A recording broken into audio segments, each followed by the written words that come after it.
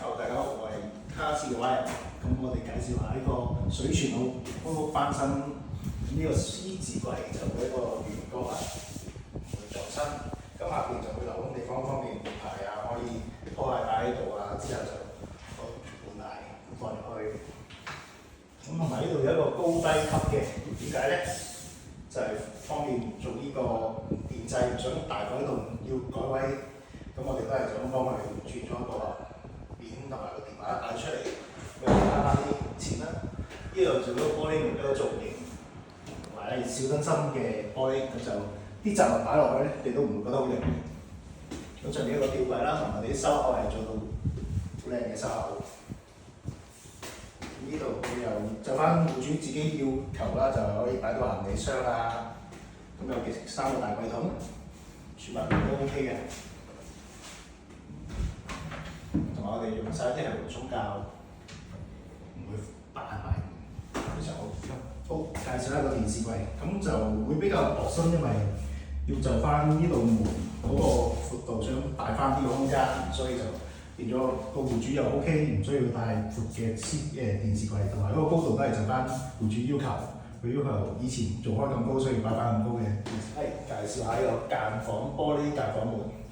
咁呢個係一個吊抗嘅房門，咁係兩邊都可以開可以閂。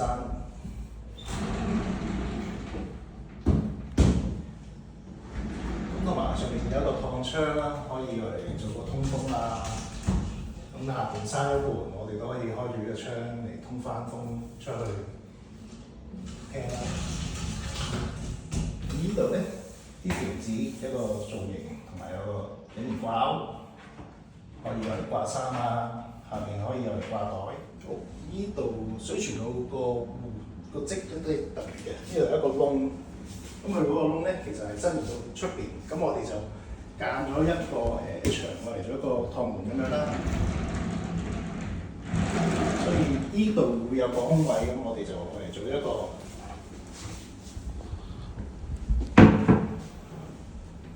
飾物櫃裝化妝品啦。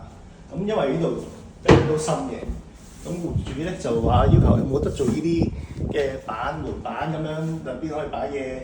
咁有個方面就係你啲嘢唔會太入，冇咁難攞咯，因為有啲部分可以伸延咗喺度。